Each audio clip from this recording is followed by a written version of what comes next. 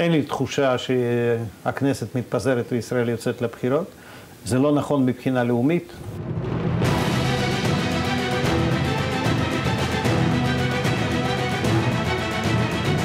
יוקר המחיה זה דבר שאפשר לטפל בו. אם ממשלת ישראל תחליט, היא תטפל בו. כל המונופוליסטים למיניהם צריכים לדעת שהחגיגה הזאת חייבת להיגמר, היא לא יכולה להמשיך לנצח.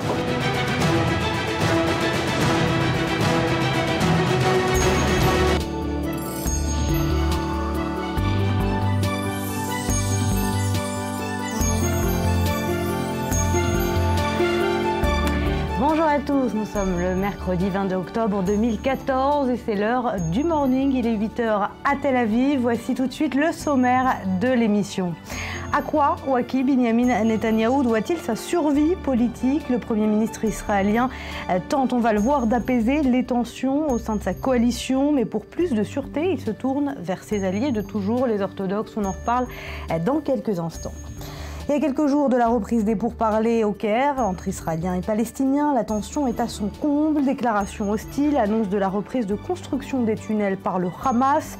Sur quelle base vont reprendre ces discussions? On le verra.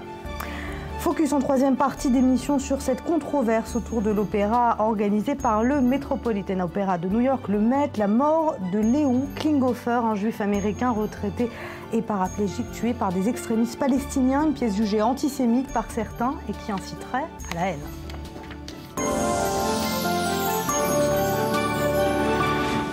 Voilà pour le sommaire. Merci à vous de nous rejoindre sur i24 News. On accueille ce matin Maurice Ifergan, rédacteur en chef pour i24 News. Bonjour, merci d'être avec nous.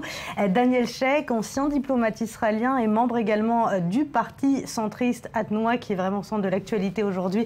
On va en parler dans quelques instants. Et bien sûr, comme chaque matin, on accueille Cyril Amar. On va faire, bonjour Cyril, on va faire le tour d'horizon avec vous de la presse régionale. On commence par la Turquie. Les journaux évoquent le programme nucléaire d'Ankara ce matin, Cyril. Ah oui, c'est le quotidien turc en langue anglaise, Today Zaman, qui l'annonce ce matin.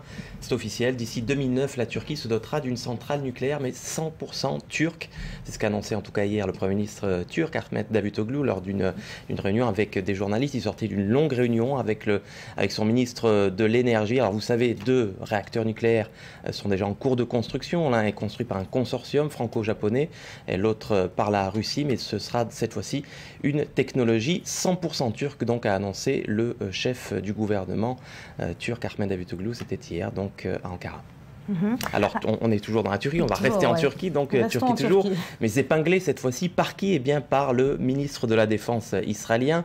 Vous le savez, Moshe Yaalon est en visite actuellement aux États-Unis. Il a rencontré son homologue américain, le secrétaire d'État à la Défense Chuck Hagel, et il a été question de l'Iran, de l'avancée de l'État islamique, mais aussi de la guerre à Gaza cet été.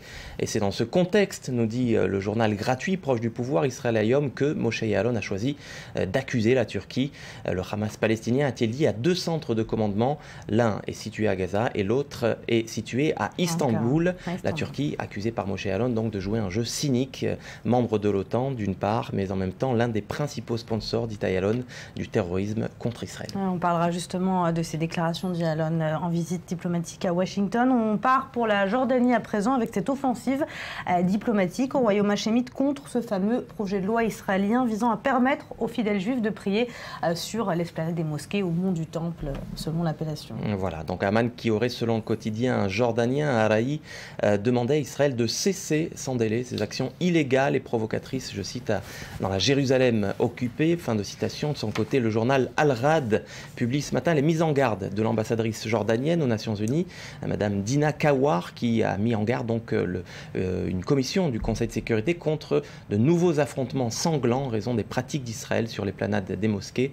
La communauté internationale, a-t-elle dit, doit assumer ses responsabilités, faire pression sur Israël pour arrêter ces mesures unilatérales, des mesures qui, selon elle, pourraient déchaîner les passions de plus d'1,5 milliard de musulmans à travers le monde et conduire donc à une catastrophe qui menacerait, selon elle, la paix et la sécurité mondiale. Voilà, tout ça pour une prière.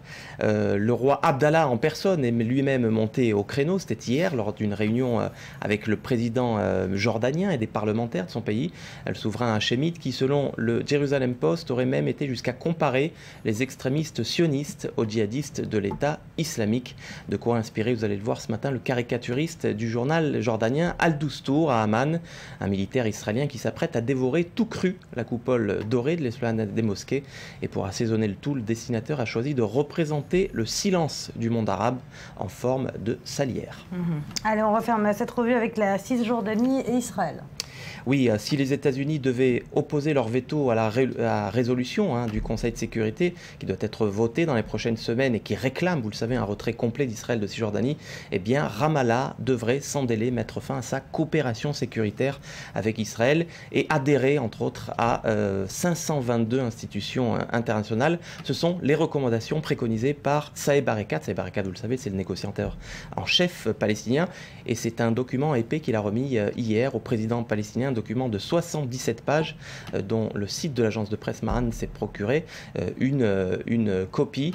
Voilà donc pour les recommandations, une démarche unilatérale de plus en plus pressante des Palestiniens en cas de refus d'Israël. À quelques jours de la reprise des négociations, c'est inquiétant quand même. On voit qu'il y a de plus en plus d'hostilité entre Israël et les Palestiniens, Daniel Sheikh, alors que lundi, les négociations doivent reprendre au Caire. Vous savez, c'est à nouveau, c'est toujours le même problème. Quand il y a un vide, il se remplit par quelque chose. Ça peut être par des paroles, des déclarations, des démarches unilatérales, des idées de l'extérieur, des idées européennes, des idées palestiniennes. Le seul moyen d'éviter tout ça, c'est de remplir avec de la vraie substance ce vide, c'est-à-dire de trouver moyen de renouer un dialogue, de trouver des vrais sujets de négociation. C'est pas ça qui manque, mais il faut une volonté politique de part et d'autre, et clairement celle-ci n'existe pas actuellement. Chaque parti a des choses plus pressantes, entre guillemets, pour s'occuper, et voilà le résultat, c'est tout. Mais vous savez, les documents, les analyses de Saeb Erekat, ce n'est pas ça qui va changer la réalité sur le terrain. Et je suppose que pour le moment, ce n'est pas plus que des paroles que nous avons entendues déjà maintes fois dans le passé. On va terminer sur une image, hein, Cyril. Alors pas une image, mais un document. Un document. À propos de document, voilà un document que s'était procuré l'agence de presse Mahan. Cette fois-ci, c'est un document que s'est procuré Barak Ravid. Barak Ravid, c'est le correspondant diplomatique du journal de gauche israélien à Haaretz. Que nous dit Barak Ravid? Eh bien que l'Union européenne serait intéressée à entamer un dialogue avec Israël dans le but de prévenir toute une série de mesures israéliennes unilatérales en Cisjordanie qui pourraient mettre en péril la construction, la création d'un État palestinien aux côtés d'Israël, des formes de lignes rouges donc élaborées par l'Union européenne. Alors quelles sont ces lignes rouges, le graphique à l'appui, le Haaretz nous les présente. Il s'agit notamment de la construction dans le quartier de Givat Hamatos au sud de Jérusalem, la construction dans la zone dite E1 entre Jérusalem et Mahalé Adomim, la fin du statu quo, le changement de tout statu quo sur l'esplanade des mosquées dont on vient de parler, et enfin l'annulation de la construction de l'évacuation de 12 000 Bédouins en Cisjordanie. Alors, on sent quand même que ce dossier des constructions, c'est vraiment ce qui gêne le plus la communauté internationale, surtout ces constructions dans Givat Hamatos, ce projet dont on a beaucoup parlé ces dernières semaines. Oui, mais les Européens peuvent placer des lignes rouges, comme l'a dit Daniel Sheikh. La solution ne viendra que de négociations directes entre Israéliens et Palestiniens. Je ne vois pas très bien comment les Européens peuvent décider ce qui va se passer ici. Alors c'est vrai que les lignes rouges définies par l'Union européenne sont des lignes qui visent à empêcher qui visent à éviter le fait qu'on ne puisse plus diviser en deux Mais qu'est-ce que ça veut dire ces lignes rouges? Qu'est-ce qui se passe si Israël franchit ces lignes rouges, ce qu'il a fait à plusieurs reprises? Il ne se passe rien, parce que Givat Hamatos, par exemple, il y a un projet qui a été décidé, mais ça ne sera que dans quelques années. Har-Homa est déjà construit, maintenant on parle simplement de son extension. Ce sont des choses qui sur le terrain existent déjà. Je ne pense pas que ça ait un impact direct. On est encore une fois dans la rhétorique, à la veille de négociations. Saeb Erekat avait dit que si on n'acceptait pas leur projet de résolution au Conseil de sécurité, il n'y aurait plus de processus de paix. Bien entendu que non, les Palestiniens ont besoin aussi de ce processus de paix, comme les Israéliens. Alors c'est vrai qu'il n'y a pas encore de volonté politique. Alors quand cette volonté politique existera, ces lignes rouges n'existeront plus. Mais est-ce que le fond du problème, le fond d'un des problèmes, ce n'est pas le fait qu'Israël refuse à une division de Jérusalem, Jérusalem une et indivisible, c'est le slogan qui règne aujourd'hui, Daniel Sheikh? c'est pas un slogan tout à fait nouveau, il faut dire. Mais c'est clair que Jérusalem, c'est le point névralgique le plus sensible de la question. Mais la problématique avec l'Union européenne, elle est un peu différente. Et c'est vrai que c'est de la rhétorique, mais c'est une rhétorique qui est un peu différente que la rhétorique de Saïb Erekat, par exemple. Parce que derrière la rhétorique européenne, il y a un potentiel de nuisance pour Israël, un vrai. Parce que c'est vrai que ce n'est pas forcément un événement ou un dépassement une de ces lignes rouges, entre guillemets, autodéfinies par les Européens qui va faire la différence. Mais il y a un cumul, il y a une cumulation de frustration en Europe et il y a une érosion de la position israélienne face aux Européens. Et un jour, cela peut se transformer en mesures tangibles, c'est-à-dire en sanctions. Et c'est quelque chose que je sais, au ministère des Affaires étrangères, il y a une vraie crainte. Et je pense qu'ils ont raison parce que c'est quelque chose qui avance très très doucement sans qu'on le ressente. Et puis, du jour au lendemain, ça peut se transformer en boule de neige. Autre affrontement en Israël, cette fois-ci dans la politique intérieure. Binyamin Netanyahou convoque aujourd'hui tous les chefs de sa coalition dans le but de calmer un peu les esprits. Eh bien oui, depuis quelques jours, la guerre est ouverte entre le Likoud et les partis centristes après la décision du Premier ministre israélien de ne pas appliquer la réforme sur les conversions juives, une réforme initiée par le parti Atnoa, parti centriste de Tzipi Livni. On regarde tout de suite ce reportage, on en reparle après. Et si Benyamin Netanyahou cherchait délibérément à provoquer des élections anticipées? C'est aujourd'hui le leitmotiv de ses partenaires centristes de la coalition. Leur principal argument, l'opposition soudaine du Premier ministre à un projet de loi sensible sur la conversion au judaïsme. Il permettrait de contourner le grand rabbinat, la principale autorité religieuse du pays. Une volte-face motivée par des ambitions politiques enrage ses adversaires, au rang desquels figure Tzipi Livni, à l'origine de cette législation déjà passée en première lecture à la Knesset. L'actuel ministre de la Justice considère que Benyamin Netanyahou s'est lâchement plié au diktat des partis religieux et orthodoxes. D'autres plus visionnaires y voient le signal avant-coureur d'un pacte électoral en vue d'élections anticipées. 15 jours après la résolution de la crise sur le budget, la coalition est de nouveau menacée d'éclatement. Je n'ai pas le sentiment que le Parlement est sur le point d'être dissous ou qu'Israël se trouve à l'aube d'élections. Ce serait malvenu sur le plan national si l'on se fie au mouvement de contestation contre la vie chère, la crise du logement ou encore les conséquences de l'opération à Gaza. Ce sont des problèmes qui nécessitent d'être réglés tout de suite et pas dans 2 ans, quand théoriquement un nouveau gouvernement prendra place.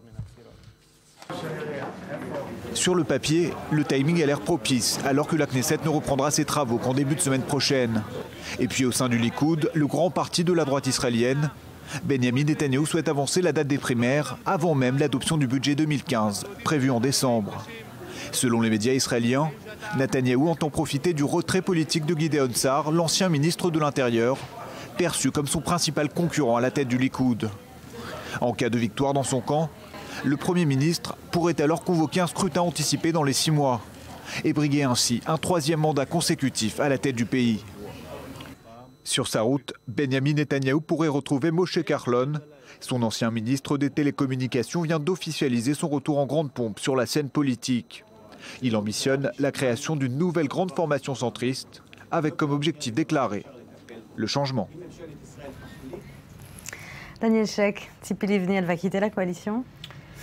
Vous savez, sans vouloir faire trop de cynisme politique, les membres de la Knesset vont revenir là d'une longue pause de l'été avec les fêtes juives, etc. Et donc il faut faire un peu de bruit, il faut un peu d'activité dans la Chambre. Ça fait 6 mois que des rumeurs courent que peut-être le printemps prochain sera la fin de ce gouvernement et de nouvelles élections. Logiquement, rationnellement, ça ne me semble pas très crédible. Je ne vois pas l'intérêt ni des uns ni des autres à des élections. Mais la volonté des partis, j'allais dire des grands partis, mais il n'y en a plus. C'est justement le problème, ne fait pas toujours la loi. Et dans un système politique qui est tellement éclaté et tellement fragilisé, même une petite entrave peut avoir un effet dévastateur pour une coalition. Et donc nous voyons d'un côté le Premier ministre Netanyahou préparer déjà le prochain round, d'un côté en s'assurant de son leadership dans son propre parti, et puis il cherche à alléger un peu le poids des comptes ouverts entre lui et les partis ultra-orthodoxes, venus du fait qu'ils ne font pas partie de cette coalition et que c'est une coalition un poids énorme au sein de la coalition, bien qu'il n'en fasse pas partie. Et donc, ça l'arrangerait bien de ne pas avoir cette histoire des conversions sur la conscience, entre guillemets, aussi. Et donc, il va chez Madame Livni, qui elle, de son côté, avait promis à son électorat un ordre du jour laïque, civil, et notamment la question des conversions qui intéresse des dizaines de milliers de citoyens israéliens qui ne sont pas reconnus comme juifs et qui ont beaucoup de problèmes dans la société israélienne à cause de ça. Et il lui dit, écoutez, Madame Livni, je vous avais promis, mais les choses ont changé, je ne peux pas respecter ma promesse. On a l'impression que Tzipi Livni, finalement, n'a pas réussi à faire grand-chose, en fait, au sein de cette coalition. Non, quand même. C'est un peu large comme constatation. Elle a fait passer beaucoup de lois très, très importantes en tant que ministre de la Justice. On ne va pas commencer à faire la liste ici, mais il y a des sujets très importants qu'elle a traités. Et puis, elle a quand même maintenu un processus de négociation pendant près d'un an, qui n'a pas réussi, mais ce n'est pas le premier. Et j'espère que ce n'est pas la dernière tentative non plus. Madame Livni qui réplique en disant « Très bien, Monsieur le Premier ministre, vous ne voulez pas passer par le gouvernement. Eh bien, moi, je vais contourner le gouvernement. Et moi, je pense que j'aurai une majorité à la Knesset pour cette loi, pour cette réforme des conversions. Et donc, vous allez vous retrouver avec la réforme, mais sans la responsabilité. Ce qui en fait arrange le Premier ministre Netanyahou parfaitement, parce qu'il pourra toujours dire au parti ultra-orthodoxe « c'était pas de ma faute », mais il n'aura quand même pas déçu cet électorat du centre. Un calcul politique qui lui vaut une survie... S'il marche. S'il marche, qui lui vaut une survie politique qu'on lui connaît. Maurice Fergand, la coalition, elle est fragile aujourd'hui, elle est fragilisée aujourd'hui justement par ces divergences entre Benyamin Netanyahou et les partis centristes. Écoutez, toutes les coalitions en Israël ont toujours été fragiles. Il suffit effectivement d'un rien pour démanteler tous les arrangements politiques. Maintenant, moi, je voudrais répondre à la question. Non, Tzipi Livni ne quittera pas la coalition, du moins dans l'immédiat. Elle a tout intérêt à y rester, effectivement, pour tenter de faire, malgré tout, passer son projet à la Knesset. Maintenant, le maillon faible, c'est pas Tzipi Livni. Le maillon faible, d'un point de vue de Benyamin Netanyahou, c'est Avigdor Lieberman, qui, lui, est aussi favorable à cette loi de réforme des conversions, puisque son électorat est le principal intéressé par cette réforme. Donc, mais comment expliquer que tout le monde est pour cette réforme et pourtant, c'est les seuls partis qui ne sont pas dans la coalition qui ont leur dernier mot à dire sur cette réforme? C'est justement la problématique du système politique, parce que vous avez des petits partis qui représentent des centres d'intérêt ou des communautés d'intérêt très particuliers. Quand ils sont dans le gouvernement, ils ont un poids important, visible, des fois démesuré par rapport à leur taille politique.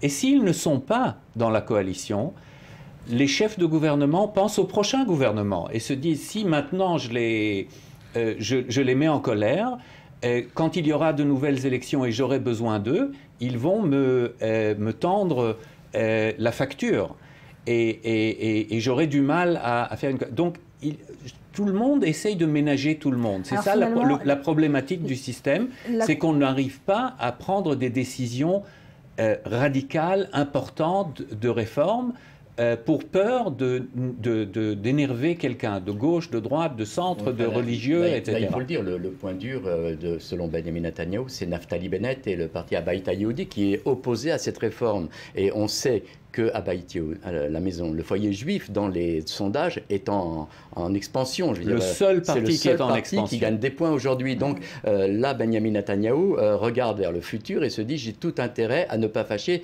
Naftali Bennett. Et donc il y a un jeu là. C'est Naftali Bennett qui bloque aujourd'hui cette histoire de réforme des conversions, puisque pratiquement tous les autres, à part les ultra-orthodoxes, sont favorables à ce projet. Donc effectivement, tout le monde regarde vers l'avenir. Personne ne veut des élections, je suis convaincu. convaincu qu'aujourd'hui, aucun parti ne veut des élections à la Knesset. Tout le monde regarde vers de l'avenir et se prépare au sein des partis. Effectivement, au Likoud, il y a là maintenant une tentative de Benjamin Netanyahu pour prendre en main le parti, pour s'assurer que les prochaines primaries, les prochaines primaires lui seront favorables. Mais quand on regarde un peu le parcours de Netanyahou, 3 mandats, il brigue un 3e mandat, une cote de popularité que rien ne semble entacher, on se demande quand même à quoi est due cette survie politique, qu'on l'aime ou pas, exceptionnelle, on peut le dire. Pour le moment, c'est très simple. Il n'y a personne en face. Il n'y a pas d'alternative, il n'y a pas un contestataire véritable qui puisse dire « moi, je peux me mesurer au Premier ministre ». Est-ce que c'est parce qu'il fait tomber les têtes les plus prometteuses, par exemple, au sein de son propre parti, au sein de Likoud ? Ça, c'est possible, mais je ne parle pas pour le moment au sein de son propre parti ou de son camp, je parle en face, dans l'opposition. Comment expliquer ça, qu'il n'y ait personne à la hauteur pour... Je ne suis pas en mesure de l'expliquer. Si je savais l'expliquer, je l'aurais expliqué au chef de l'opposition et peut-être qu'il aurait trouvé moyen d'y remédier.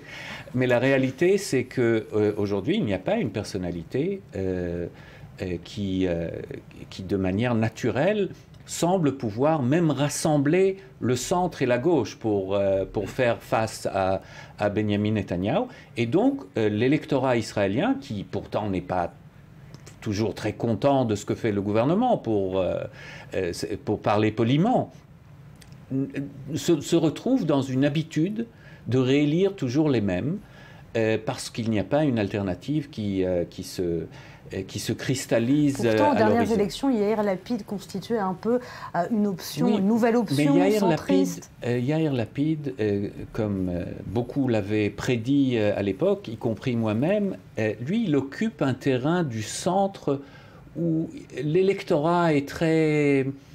flou, indécis, des gens qui cherchent de la nouveauté, etc. Ce n'est pas un vote stratégique, idéologique.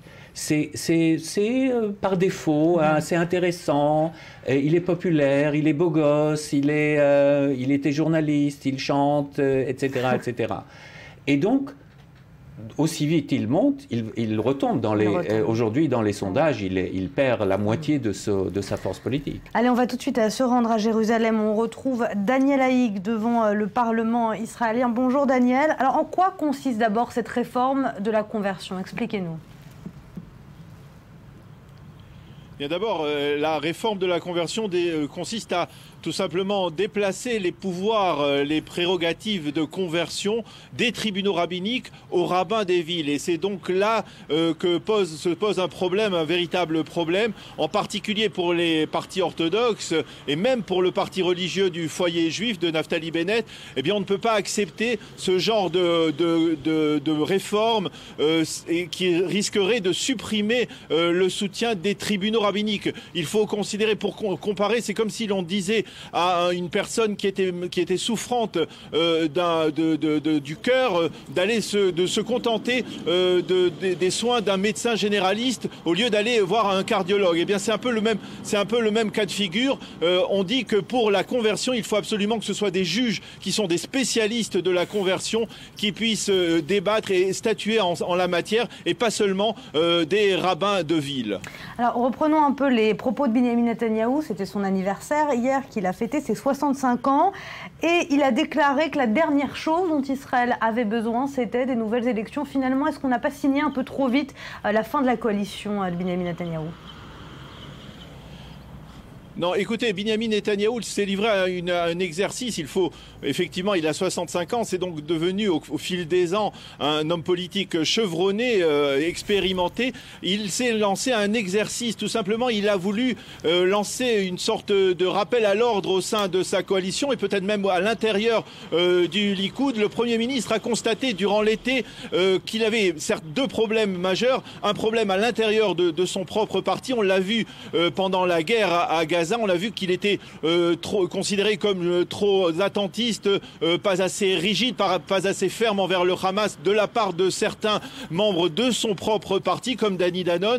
Et on a vu aussi qu'il a assisté, Benjamin Netanyahou, au départ surprise de son ministre de l'Intérieur, Gideon Sa'ar, donc qui a effrité d'une certaine manière une partie de son soutien. Benjamin Netanyahou constate qu'il avait donc des problèmes à l'intérieur de son parti et aussi au sein de cette coalition coalition qui est particulièrement hétérogène. On peut dire que Benyamin Netanyahou se souvient avec regret de la coalition qu'il avait avant 2013, cette coalition qui était beaucoup plus solide et qui lui a permis de tenir plus de 3 ans. Et quelque part, avant la reprise, la rentrée parlementaire, Benyamin Netanyahou veut rappeler à l'ordre tous les partenaires de la coalition gouvernementale. Il veut rappeler à l'ordre, il veut leur dire que si par exemple Tzipi Livni veut promouvoir cette loi sur les conversions, eh bien elle risque de provoquer la chute de la coalition gouvernementale et des élections anticipées que ni Tzipi Livni ni par exemple Yair Lapid ne souhaitent vraiment, parce qu'ils sont en position difficile dans les sondages, et aussi parce que Tzipi Livni a un petit parti qui risque de ne pas franchir le seuil d'éligibilité aux prochaines élections. Merci beaucoup Daniel Haïk en direct de Jérusalem. Daniel Sheikh, vous êtes d'accord avec ce que vous venez d'entendre sur Tzipi Livni d'une part et puis sur Benyamin Netanyahou? Je répète, je ne pense pas qu'il y ait un intérêt particulier pour qui que ce soit d'avoir des élections. Je peux comprendre l'intérêt de Benyamin Netanyahou d'asseoir sa position à l'intérieur de son parti parce qu'il a eu des difficultés depuis quelque temps et qu'il y a des forces, surtout plus à droite que lui, au sein du Likoud, qui cherchent à nuire un peu à son assise, à sa stabilité en tant que chef du parti. Donc je crois que profiter du départ de Gideon Sa'ar et de la polémique avec Danny Danon, ce n'est pas une mauvaise chose pour lui, pour montrer qui est le chef.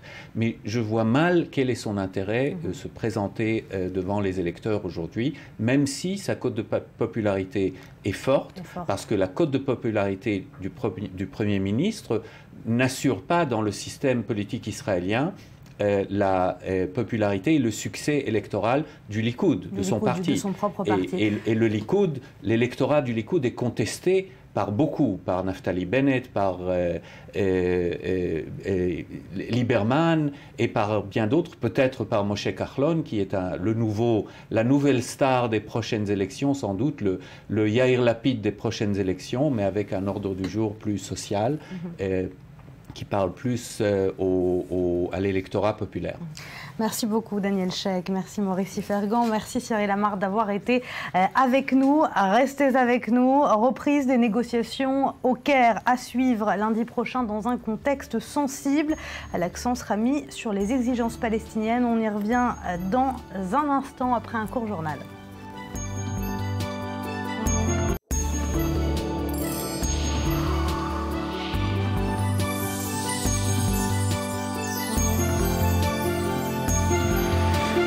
Retour sur le plateau du Morning, il est 8h42 à Tel Aviv. Nous sommes toujours en compagnie de Daniel Sheikh, ancien diplomate israélien. Betsabé Salem nous a rejoint également. Bonjour Betsabé. Ali Waked, consultant et 24 News et spécialiste du monde arabe. On va évoquer cette visite de Moshe Ya'alon à Washington. Il est parti pour 5 jours et il y a rencontré son homologue à la défense, Chuck Hagel. Au cours de cette rencontre, il a évoqué le double jeu de la Turquie, un jeu dangereux, dit-il, qui selon lui soutient et même finance le Hamas. D'abord, Ali Waked, est-ce que vous confirmez les liens que la Turquie entretient avec le Hamas, selon le ministre israélien de la Défense ? Oui, tout à fait. Depuis la rupture entre le Hamas et l'Iran, la Turquie est devenue le deuxième financeur et sponsor du Hamas après le Qatar.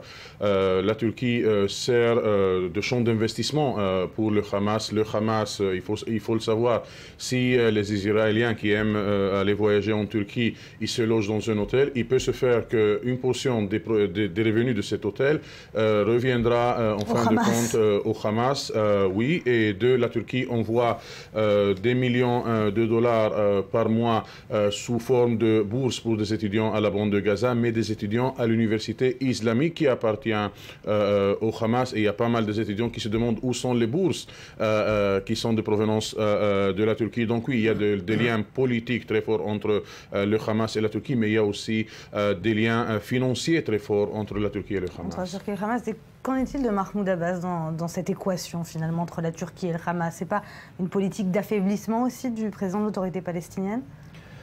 Il y a un équilibre qui est évidemment... il y a une dépendance l'un de l'autre, ce sont des vases communicants, c'est clair. Mais ce qui est plus intéressant pour l'ancien diplomate que je suis, c'est un cas d'école entre Israël et la Turquie où clairement l'idéologie, dans ce cas-là l'idéologie religieuse, arrive à surpasser le bon sens et le rationnel diplomatique. Parce qu'Israël et la Turquie ont toutes les raisons pour avoir des attaches très proches, d'ailleurs ont eu des années d'attaches très proches, et même aujourd'hui maintiennent dans certains domaines des attaches très proches, mais la montée de l'islam politique en Turquie a rendu quasiment impossible l'essor et le développement de ces relations.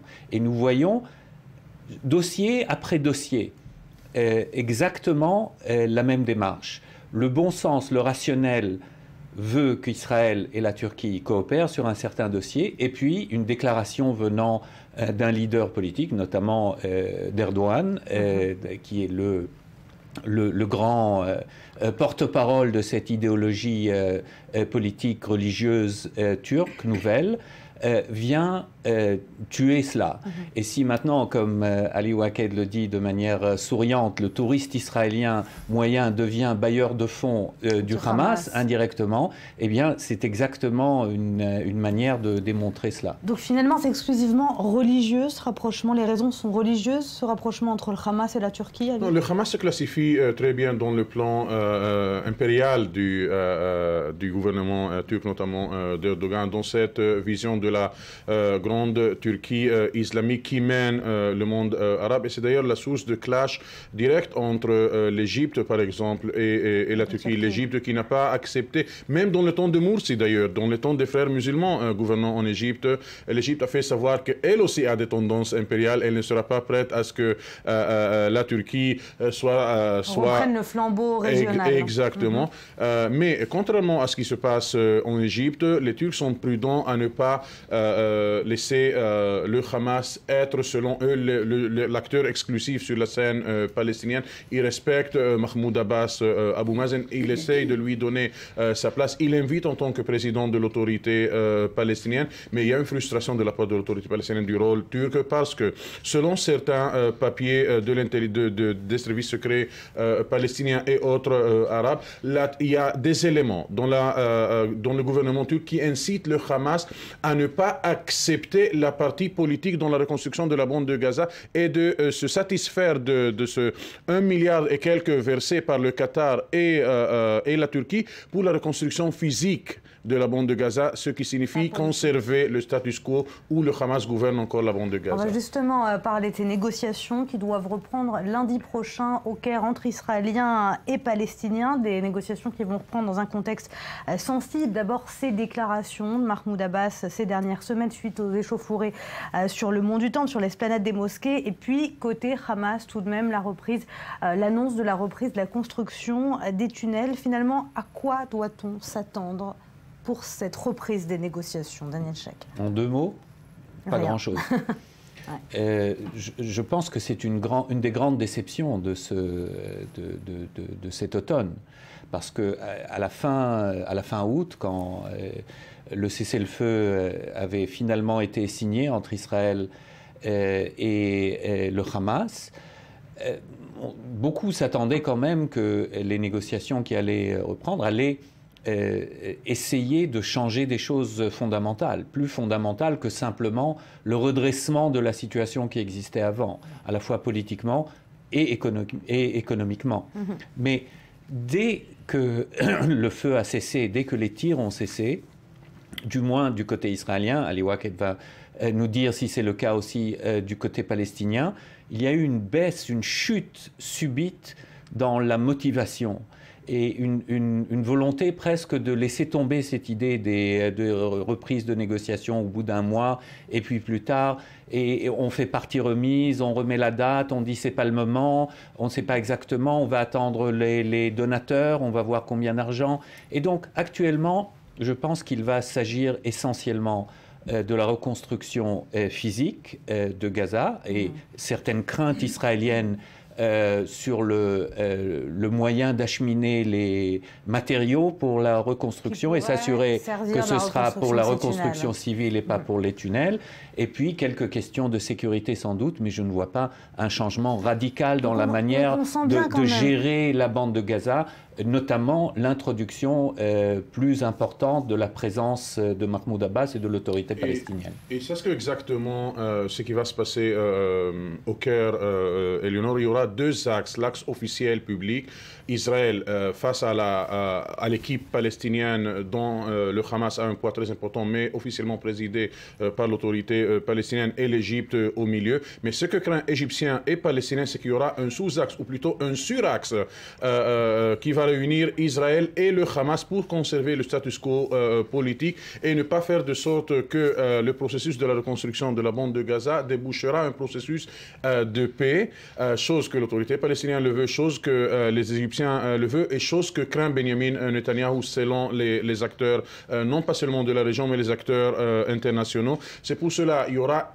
une tentative de faire venir l'autorité palestinienne à la devant de la scène politique à la bande de Gaza, physiquement par le redéploiement des forces de sécurité sur les frontières avec l'Égypte et avec Israël, mais donner plus de place à Mahmoud Abbas qui discute ces jours-ci avec des intermédiaires arabes son retour à la bande de Gaza. Il y aura une visite de la Ligue arabe à la bande de Gaza pour essayer de préparer le retour de Mahmoud Abbas et de l'autorité palestinienne. Reste à voir comment est-ce que le Hamas va réagir, mais aussi comment est-ce qu'Israël va collaborer avec cette initiative arabe. D'accord, merci Ali Waken, merci Daniel Sheikh. On passe tout de suite à Bethsabée, la chronique de Bethsabée.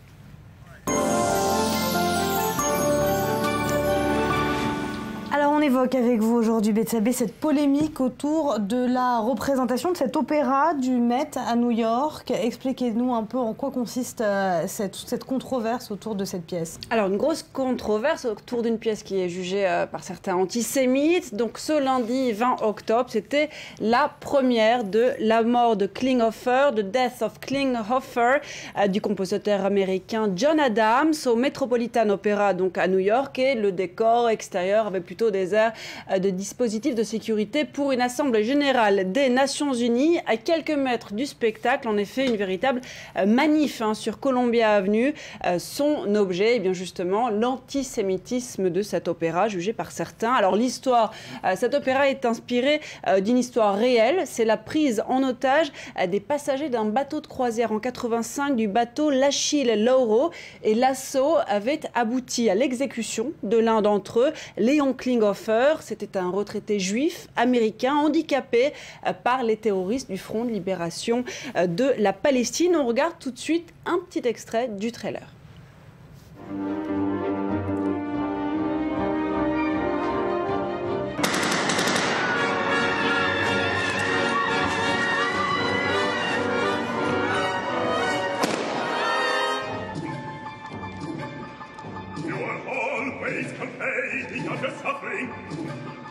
As wherever the poor men are gathered, you can find Jews getting fat. Alors il y a eu des hésitations, mais on savait déjà depuis quelque temps que la représentation allait tout de même avoir lieu, malgré ces manifestations. Exactement, alors elle a été jouée même déjà, cet opéra a été joué, il a été joué plusieurs fois, il a été joué notamment à la Brooklyn Academy of Music, puisque l'opéra avait été créé déjà en 91, mais cette fois-ci c'est la Met, c'est beaucoup plus symbolique, ça déchaîne les passions. Alors un exemple selon lequel, qui montre que cette polémique a déjà commencé à enfler il y a quelques semaines, eh bien le 24 septembre, le New York Daily News publiait un article très remonté contre l'opéra qui soulignait, entre autres arguments, qu'on parle de la mort et non pas du meurtre de Klinghoffer, que donc dès le titre on sent une sorte de partialité, qu'il s'agit de l'histoire d'un vieil homme juif en croisière pour son 36e anniversaire de mariage, qu'il emmène sa femme mourante et que les terroristes l'ont choisi lui pour être exécuté tout simplement parce qu'il était juif. Alors depuis, bien d'autres voix se sont élevées, notamment lundi. Ce lundi justement, à côté des manifestants dont certains étaient même en chaise roulante, à la mémoire de Klinghoffer, qui scandaient honte, le terrorisme, ce n'est pas de l'art, eh bien il y avait aussi des personnalités religieuses, politiques qui se sont succédées pour parler Par exemple, l'ex-maire de New York, Rudolph Giuliani, qui a estimé entre autres que John Adams mettait les protagonistes sur un pied d'égalité, donc entre les juifs et les terroristes. Il y a aussi Brent Brafman, cet avocat qui avait défendu Dominique Strauss-Kahn en 2011, a fait le parallèle avec Martin Luther King, carrément. Je cite, si l'on faisait un opéra imbécile sur son assassinat, toute la communauté afro-américaine de ce pays protesterait. Alors pas mal de voix qui s'élèvent aussi et qui donnent par exemple, et si on faisait un opéra sur le meurtre, la décapitation de James Foley, quelles seraient les réactions? Alors au-delà du spectacle lui-même, le directeur du Met est ciblé d'attaques. Alors pas mal d'attaques pour les participants, ce spectacle, pour Peter Gelb qui lui-même est juif, qui s'est dit désolé que le spectacle soit dérangé, mais qu'il s'y était préparé quand même. Alors il y a quand même ceux qui demandent à voir, nous précisent les médias, des juifs aussi qui sont venus voir le spectacle pour se faire une idée par eux-mêmes. Alors les réactions, certains concluent que ce n'est après tout qu'un opéra, inversement d'autres selon lesquels ce n'est pas possible de mettre en scène ce meurtre, soulignant en passage que le Met perçoit des dons de la communauté juive. La Zionist Organization of America a carrément demandé que les 4 principales fondations juives justement qui financent le Met lui retirent leur soutien. Quant aux principaux intéressés, on pense notamment aux filles de Klinghoffer, elles ont affirmé que l'opéra rationalisait et légitimait le meurtre terroriste de leur père. On l'a bien compris, elles ne sont pas d'accord. Quant à John Adams, donc le compositeur de l'œuvre, il a réagi contre les accusations, bien sûr. Il a dit qu'il accordait une grande dignité à la mémoire de Léon et de Marilyn Klinghoffer, qu'il condamnait fermement ce brutal assassinat, mais que quand même, il reconnaissait non seulement les doléances des Israéliens, mais aussi des Palestiniens. Alors pour la suite, 8 représentations prévues, octobre-novembre. Par contre, en échange, renoncement de la transmission en direct de l'œuvre dans 2000 salles de cinéma réparties dans 67 pays. Donc quand même un gros compromis pour le Met.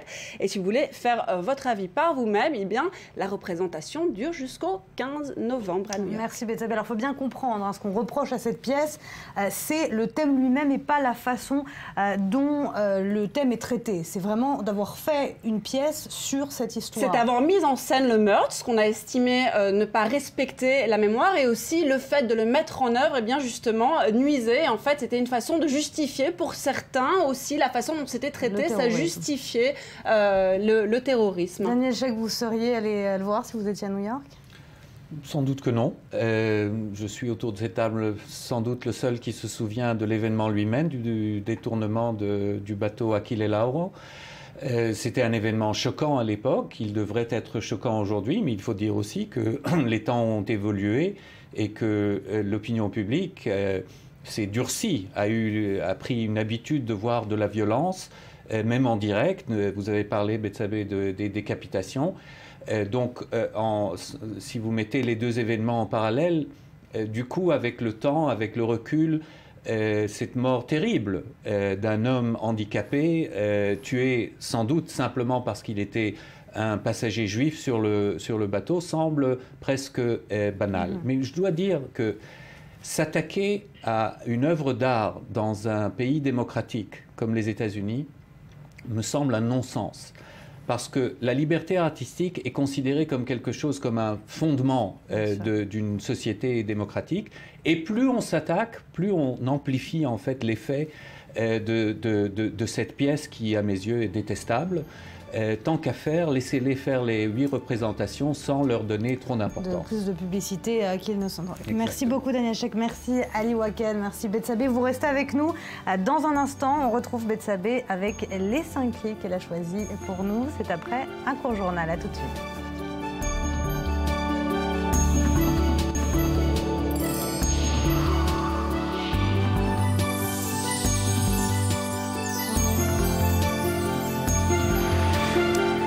Il est 9h12 à Tel Aviv. Bienvenue si vous nous rejoignez pour cette 3e partie du Morning. Hier, le secrétaire général des Nations Unies, Ban Ki-moon, a évoqué au cours d'une réunion mensuelle à l'ONU l'opération Bordure Protectrice et les dégâts causés à des infrastructures de l'UNRWA, l'Agence pour les réfugiés palestiniens des Nations Unies. Une commission d'enquête, dit-il, va être menée pour mettre au clair les circonstances de ces opérations et les dégâts causés. On écoute tout de suite Ban Ki-moon.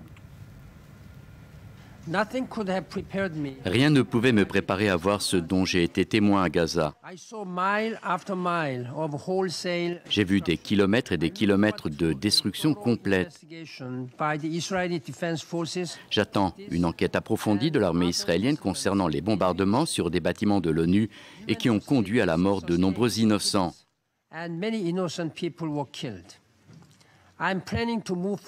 Je compte mettre sur pied une enquête indépendante qui examinera sérieusement ces mêmes faits, ainsi que les accusations selon lesquelles ces installations étaient utilisées comme cache d'armes. Alors on va tenter de décrypter un petit peu ces paroles avec Philippe Koskas au téléphone que nous rejoignons tout de suite. Bonjour Philippe Koskas. Comment fonctionnent ces commissions d'enquête en général ? Oui, ce sont des commissions d'enquête qui sont en fait, j'allais dire, assez communes à l'ONU, d'autant plus que lorsqu'on sont atteints des infrastructures, des écoles, etc., des infrastructures donc de l'ONU, donc c'est assez commun. Il va nommer, ça n'a pas été encore nommé, donc on ne connaît pas l'identité des personnes qui vont enquêter, mais il peut nommer une personne, 3 personnes, 5 personnes selon son pouvoir discrétionnaire, qui va décider de vérifier, c'est ça qui est important en fait dans sa déclaration, il va vérifier les deux aspects, c'est-à-dire il va vérifier évidemment les raisons pour lesquelles Tsahal, l'armée de défense d'Israël, a atteint ces infrastructures, mais il va également vérifier ce que les Israéliens disaient depuis le début, c'était que ces infrastructures de l'ONU, en fait, étaient des caches d'armes, et ces deux prétentions vont être vérifiées. Alors, les Israéliens ont décidé cette fois de participer à cette commission d'enquête indépendante. Pourquoi, alors qu'ils ont boycotté la précédente, la commission Goldstone? Oui, c'est pas le parallèle de Goldstone. Le parallèle de Goldstone, c'est plus la deuxième commission qui a été nommée, par la Commission des droits de l'homme de l'ONU. Là, si vous voulez, c'est un point qui c'est beaucoup plus ponctuel. Et également sont nommés dans le cadre de la compétence de cette commission, ils vont être vérifiés, évidemment pour les raisons pour lesquelles ça a frappé, mais également les prétentions d'Israël disant que ces infrastructures de l'ONU avaient été utilisées en tant que cache d'armes. Donc si vous voulez, là on peut voir que dans l'étendue de la compétence de la commission, il y a une sorte d'équilibre. Il va vérifier ce que prétendent les Israéliens et ce que prétendent également les Palestiniens. Alors concrètement, Philippe Koskas, qu'est-ce que risque Israël? Les poursuites judiciaires? Non, pas à ce stade-là. Pas à ce stade-là. Ce n'est qu'une commission d'enquête. On ne parle pas du tout de poursuites judiciaires. Les choses vont être... Moi, je suppose que quand même que l'armée israélienne a fait, et ça, on en a parlé pendant l'opération elle-même d'ordure protectrice, a documenté toutes ces frappes. Et moi, je ne pense pas que l'armée israélienne aurait atteint les infrastructures de l'ONU s'il n'y avait pas une vraie raison. Donc, il faut laisser, j'allais dire, l'enquête mener son cours. En fonction de ça, il pourrait avoir des décisions qui pourraient être prises plus tard dans le cadre du Conseil de sécurité, mais on n'en est pas là encore. Dans ce contexte-là, comment Israël pourrait se défendre? Ah, mais c'est absolument facile. Je pense qu'aujourd'hui, si Israël détient les preuves que les infrastructures de l'ONU avaient été les lieux de cache d'armes pour le Hamas, alors à ce moment-là, j'allais dire, c'est peut-être l'ONU qui va se trouver elle-même en mauvaise posture. Donc, c'est ce qui... Vous avez bien entendu dans ce que disait Ban Ki-moon, il l'a évoqué qu'à la fin, et dans un ton bémol, mais il l'a quand même évoqué. Donc j'allais dire, Ban Ki-moon lui-même serait dans une mauvaise posture. Merci beaucoup Philippe Koskas d'avoir répondu à nos questions. Allez, on part tout de suite à la découverte d'une entreprise israélienne plutôt singulière. À l'origine, il s'agit d'une école destinée aux Israéliens venus d'Éthiopie pour les former à la fabrication de bijoux. Une école, vous allez le voir, qui est devenue une entreprise et surtout un modèle d'intégration pour cette communauté. Un reportage signé Charlotte Attal. Dans la région de Motza, à quelques minutes de Jérusalem, se trouve un lieu qu'on ne devinerait pas, la compagnie Hivel.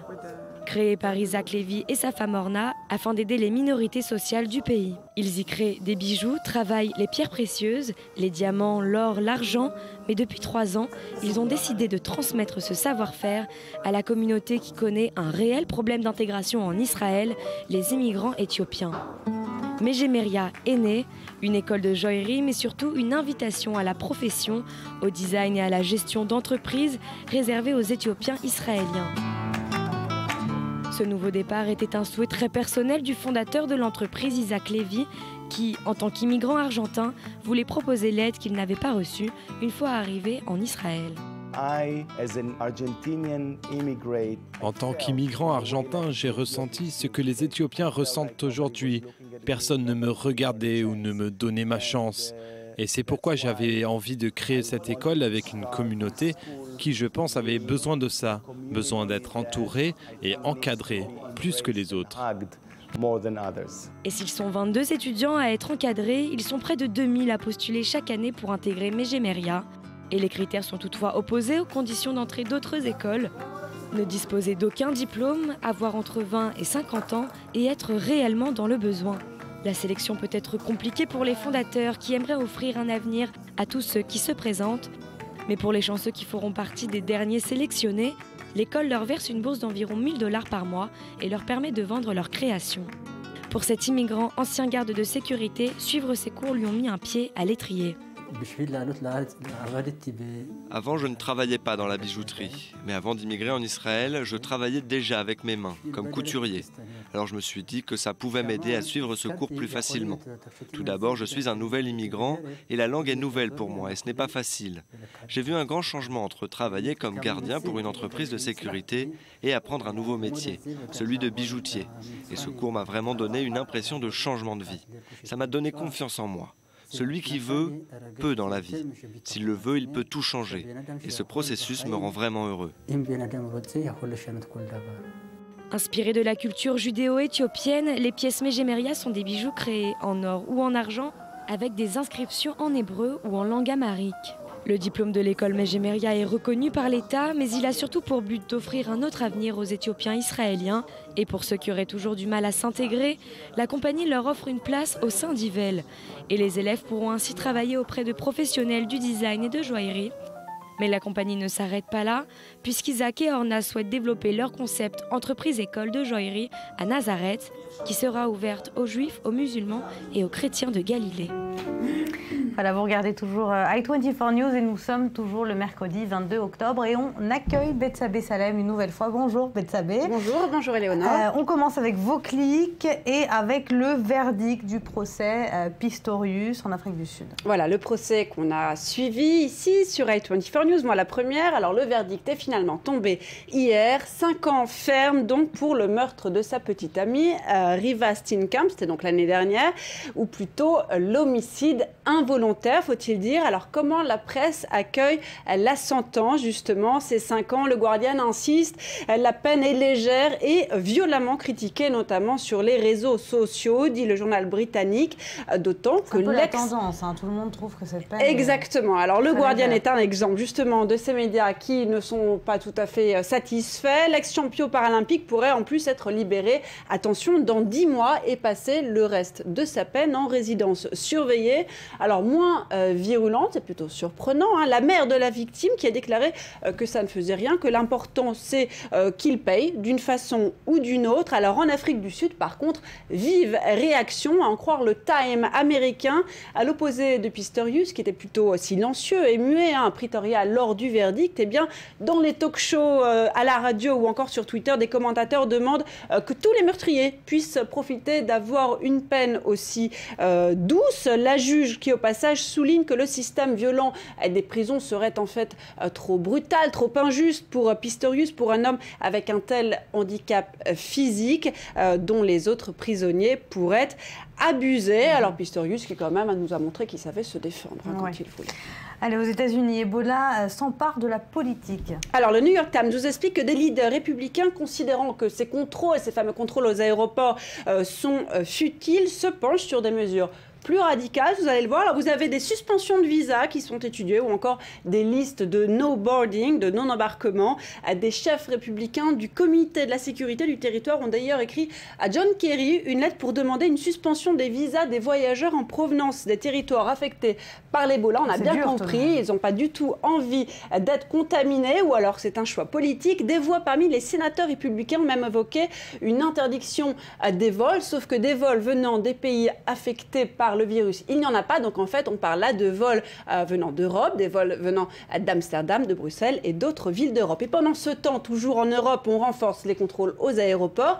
Et Slate de rappeler que Thomas Duncan, donc ce premier malade d'Ebola diagnostiqué aux États-Unis, eh bien, n'avait pas déclaré, lui, à l'aéroport, avoir été en contact avec une malade. On rappelle que c'était une interaction mineure. Il avait aidé en fait cette femme enceinte de 19 ans à monter dans son taxi. Slate de préciser que justement, ce serait un petit peu difficile de ne pas l'avoir aidé. En tout cas, il n'avait pas déclaré. Alors certains avaient pensé que Duncan aurait dû être poursuivi pour avoir menti aux contrôleurs sanitaires et leur avoir caché ce contact. Pourtant, il n'a probablement voulu contaminer d'autres gens aux États-Unis. Alors à mi-chemin, Slate lui envisage que Duncan en fait ait pensé que s'il était malade, il aurait plus de chances de s'en sortir s'il était soigné aux États-Unis, évidemment, plus de chances qu'au Libéria, en se faisant traiter dans un hôpital occidental. Et je cite qu'une telle logique l'ait poussé à prendre son avion et à mentir lors des contrôles sanitaires est quelque chose d'envisageable. En gros, il a voulu sauver sa peau et c'est possible. Et Slate de demander, et vous, qu'auriez-vous fait? Allez, on part pour la France avec une campagne choc. Il n'est plus question de virus Ebola, mais de prostitution. Exactement. Alors, c'est une association française, Agir contre la prostitution des enfants, qui a décidé de provoquer. Pourquoi? Parce que RFI l'explique en France, pas de chiffres clairs, mais selon l'ACPE, eh bien, entre 5 et 8 000 mineurs se prostituent. Alors, un exemple de vidéo que je vais évoquer, une vidéo qui sera d'ailleurs bientôt diffusée à la télévision et sur Internet. Ça se passe, on en a une image, voilà, ça se passe dans les toilettes d'un collège. On voit le sac à dos d'un collégien qui est par terre et derrière une porte, on devine la silhouette d'une jeune fille accroupie. On voit ses baskets blanches. Donc, ça, c'est la coupure de presse de RFI. RFI de préciser, elle est en train de faire une fellation. Et pour agrémenter le tout, cette phrase, en France, des milliers d'enfants se prostituent. Il est temps d'agir. Alors, le site de France Info évoque aussi ces boys lovers qui seraient ces nouveaux proxénètes adolescents. Mais le sujet, on souligne, est très tabou et les enfants, eh bien, ne se rendent pas compte de leurs actes. D'ailleurs, à Paris, la brigade des mineurs a ajouté un nouveau mot à son jargon. C'est le miol, M-I-O-L. Qu'est-ce que c'est? C'est un viol difficile à caractériser entre des enfants jeunes qui n'ont pas conscience de leurs actes. La brigade qui s'est rendue compte que, par exemple, il y a même des enfants en jouant à Action Vérité qui font des fellations et qui jouent à la sodomie. Mais c'est pas un domaine nouveau. Ça fait des années qu'en France, on essaie de lutter justement contre la prostitution. C'est pas un phénomène nouveau. Voilà, c'est une campagne qui commence pour attirer ce phénomène qui, quand même, apparemment, prend des proportions plus inquiétantes en France que ça l'est. Disons que la justice s'y attaque plus, et en tout cas les médias en parlent, ce qui est plutôt bon signe. Il y a de plus en plus de films d'ailleurs qui sont faits autour de ce sujet. Allez, on reste en France et on part pour Calais. Le port de Calais, voilà, où la situation est explosive. C'est ce que soulignent les médias, comme le Parisien. Alors lundi, il y a eu des centaines de migrants, apparemment 300 environ, qui ont tenté de prendre d'assaut des poids lourds en partance pour l'Angleterre. Il y avait une file de poids lourds. En gros, ils se sont jetés dessus. Rebelote, mardi, autre problème, les CRS sont à nouveau intervenus pour mettre fin à une rixe entre migrants d'origine éthiopienne d'un côté et érythréenne de l'autre. Ils étaient armés de bâtons, ils se battaient entre eux. Et là, à nouveau, gaz lacrymogène, bouclage du quartier industriel, dit des dunes, dont on va certainement entendre parler à nouveau, sans compter qu'une Éthiopienne de 16 ans s'est fait écraser en voulant traverser l'autoroute A16, alors Calais est devenue une cocotte minute, nous dit le Figaro. L'épisode de lundi est le dernier d'une situation dramatique qui dure et qui ne cesse de se dégrader depuis des mois. Le désespoir de ces migrants, estimés à 3000 à Calais, donne lieu à des situations dignes du Far West, nous dit le journal. Port assiégé, migrants se jetant à l'eau pour gagner les ferries ou encore des camions attaqués comme des diligences, et apparemment les autorités sont un petit peu prises de court. Allez, on finit avec une décision qui va nous faire rêver, nous, les travailleurs du matin. Oui, alors vous avez le sourire, mais en fait, c'était un petit peu ironique, cette relance. Ça se passe à Leicester, donc en Grande-Bretagne. En gros, 3 hôpitaux du service public britannique viennent d'interdire au personnel le thé et le café, en tout cas pendant les heures de travail. Pourquoi? Eh bien, à l'origine de cette interdiction, des plaintes de patients qui disent avoir le sentiment de ne pas être entendus par des médecins ou des infirmiers qui, le gobelet à la main, eh bien, donnent l'impression de se la couler douce. Alors maintenant, le risque, c'est que peut-être ils vont avoir l'impression d'avoir des infirmiers qui dorment debout. Complètement endormis, bah oui. Il va falloir trouver autre chose. Alors la bière, on imagine que c'est pas la meilleure des solutions, mais voilà. Ouais, sans café le matin, Betsabé, vous pouvez me le confirmer, ça serait difficile. Hein, ça serait difficile, et pourtant merci le café... beaucoup, Betsabé Salem, à suivre. Restez avec nous, on parlera du virus Ebola, mais cette fois au cinéma. Vous allez voir comment les virus mortels fascinent Hollywood et servent souvent d'inspiration pour des films d'épouvante. C'est dans un instant dans le Morning, à tout de suite.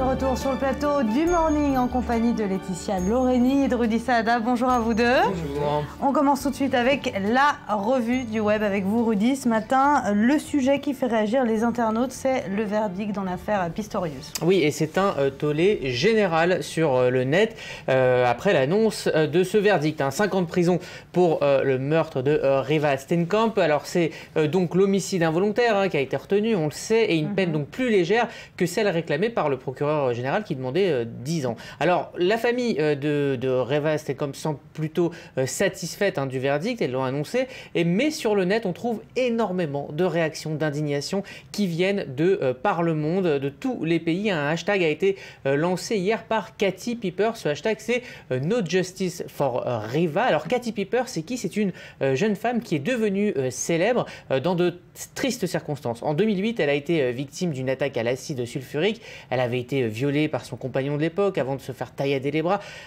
et de se faire jeter une tasse d'acide sulfurique au visage. On en parlait pour l'Iran hier. Alors justice lui a... C'est elle aujourd'hui? Oui, c'est elle aujourd'hui. Elle écrit des livres, elle anime des émissions de télévision et justice lui avait été rendue puisque son agresseur purge une peine de prison à vie. Alors donc sur ce hashtag créé par Katie Piper, chacun y va de son hypothèse pour expliquer la clémence du verdict. Alors déjà, on s'indigne du fait que malgré la condamnation de 5 ans de prison, Oscar Pistorius ne devrait passer que 10 mois en prison, et on compare ces 10 mois avec les 11 ans que la loi prévoit en Afrique du Sud si l'on tue un rhinocéros. Il y a des cas de personnes qui sont en prison pour 77 ans, d'autres internets le rappellent, pour avoir tué des rhinocéros. On sent que la tendance, c'est quand même tout le monde est surpris de la clémence de cette sentence. Alors est-ce que c'est parce qu'il est justement paraplégique?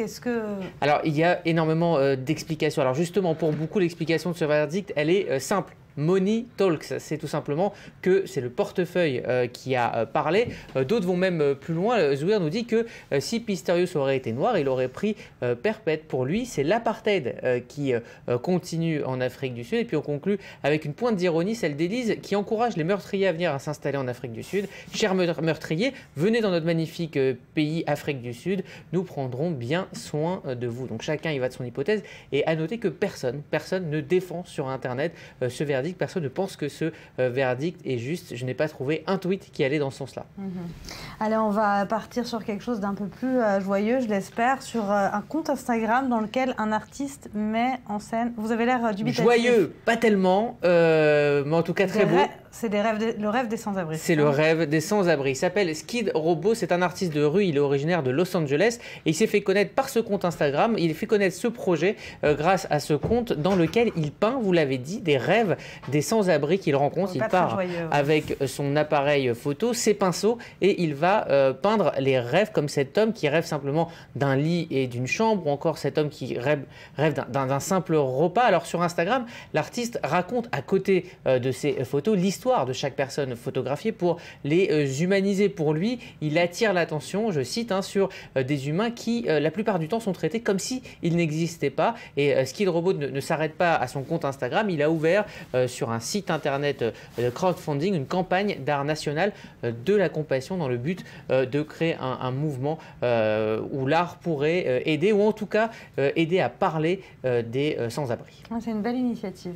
On parle d'une vidéo étonnante. Oui, alors là, on va parler du meilleur moyen de se faire connaître sur Internet. Si vous êtes un jeune groupe et que vous voulez vous faire connaître, eh bien, l'idée, c'est de faire un clip viral. Alors, on va voir deux exemples de très jolis clips. On va voir un clip qui a été fait à partir de 14 écrans d'appareils Apple, iPad, et c'est une très jolie histoire d'amour qui se déroule sur plusieurs écrans. Les écrans partent au même moment, vous allez voir, c'est incroyable, et ça a permis au groupe Brunette Chaude Blonde de faire connaître leur chanson. On regarde.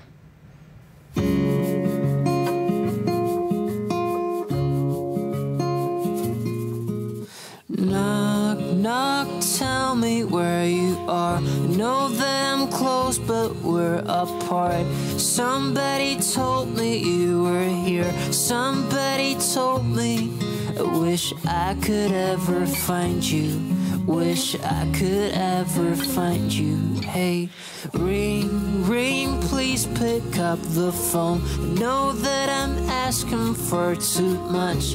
I swear I promise you that I'm not gonna say a word if you don't wanna listen. Listen, is there something I could do?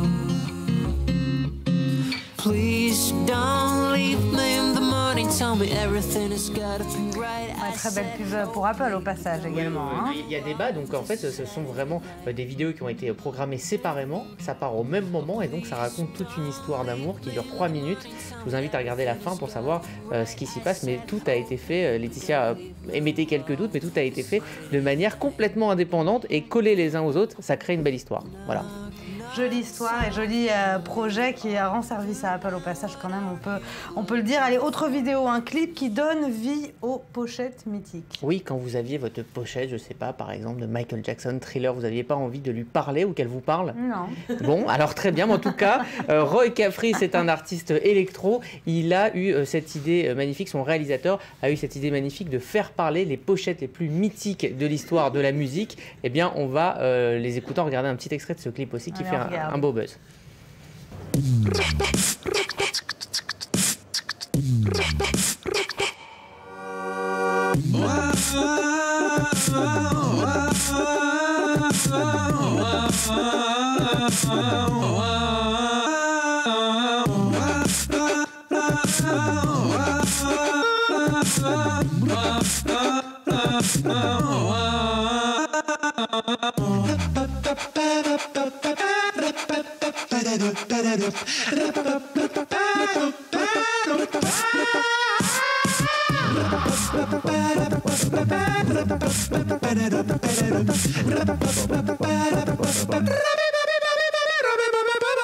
C'est très joliment fait et ça peut permettre à Rudy Sada de réaliser son rêve, c'est-à-dire de parler aux pochettes de disques. Voilà Rudy, c'est possible maintenant. Ouais, c'était Rock Voisine. Rock Voisine. Allez, on part maintenant à Saint-Jean-d'Acre, ville historique à majorité arabe chrétienne, théâtre de rue, spectacle en tout genre, plus de 500 artistes, un rendez-vous culturel à ne pas rater. Voici un petit résumé de ce festival, pas comme les autres, signé Charlotte Attal.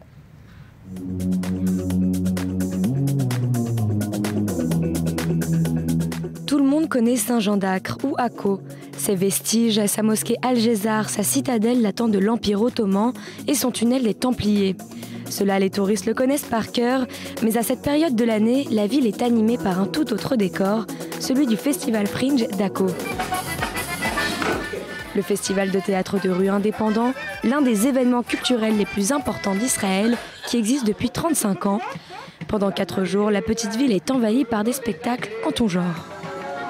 Plus de 500 prestations, 350 artistes israéliens et internationaux et 68 shows. Du théâtre de rue, de la danse, des concerts ou encore des prestations théâtrales en plein air. Le mot d'ordre de ce festival, l'originalité. Avec cette année en plus du cirque avec la troupe Extrême Verticale Roumanie.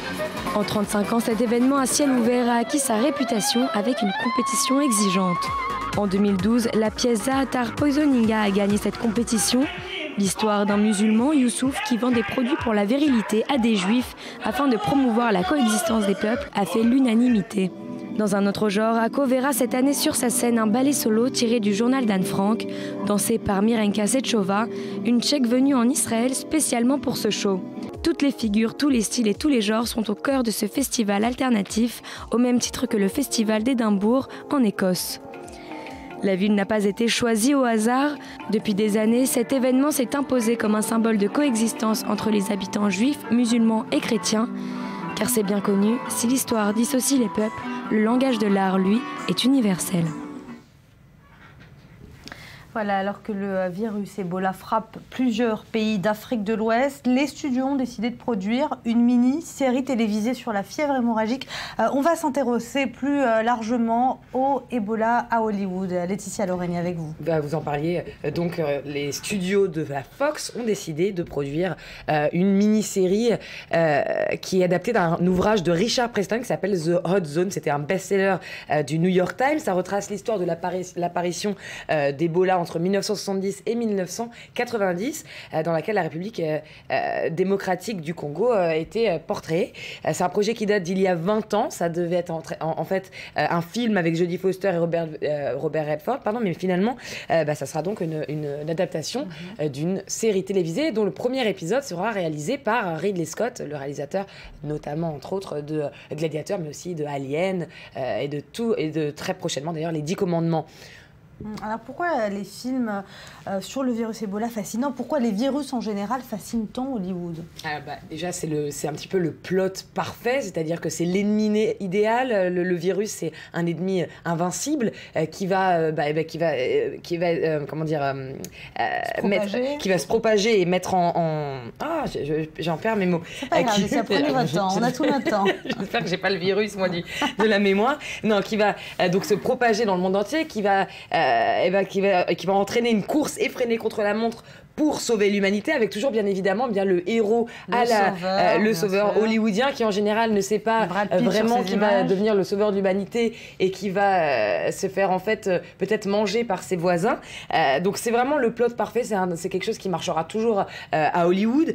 En plus les hommes, le public aura toujours la peur de la contamination, c'est une frayeur ancrée en nous. Justement, est-ce que c'est pas ces films qui créent cette psychose qu'on a pu voir ces derniers mois avec la propagation du virus Ebola? C'est ces films finalement qui créent ça chez l'homme. Mais je pense que le cinéma, de toute façon, ça crée c'est un serpent qui se mord la queue en fait. Le cinéma, on ne sait jamais si c'est le cinéma qui a créé les peurs chez le public, par exemple du serial killer ou des virus, ou si c'est l'inverse, si c'est vraiment parce qu'on a ces peurs que le cinéma s'intéresse à ce genre de sujet. C'est pour ça que c'est des sujets qui seront à jamais en fait traités au cinéma, surtout à Hollywood. Quand ça marche, on continue à les faire. Et puis il y a un côté universel aussi dans le virus. Oui. C'est-à-dire que ça unit à chaque fois qu'il y a une attaque extraterrestre ou qu'il y a un virus, c'est quelque chose où les frontières et les différences s'effacent pour combattre en tant qu'être humain. C'est-à-dire que là, on se sent être humain. Alors, ce qui est étonnant, c'est que quand le cinéma a commencé à traiter les films de zombies, au départ, on partait sur en 1945 avec avec le pont de Cassandra. Avec l'île de la peur. C'était donc en 1945. Là, on était dans des îles grecques et c'est-à-dire que le virus était contenu au sein de ces îles. Après, plus on a avancé dans le temps, plus on a commencé à rendre ces films mondiaux, notamment on l'a vu tout à l'heure avec Brad Pitt et World War Z, où là c'était carrément, ils se baladaient dans tous les pays du monde et le virus avait atteint absolument toute l'humanité entière. Quand on voit ce film, on a l'impression que c'est ce qui est en train d'arriver, Rudy.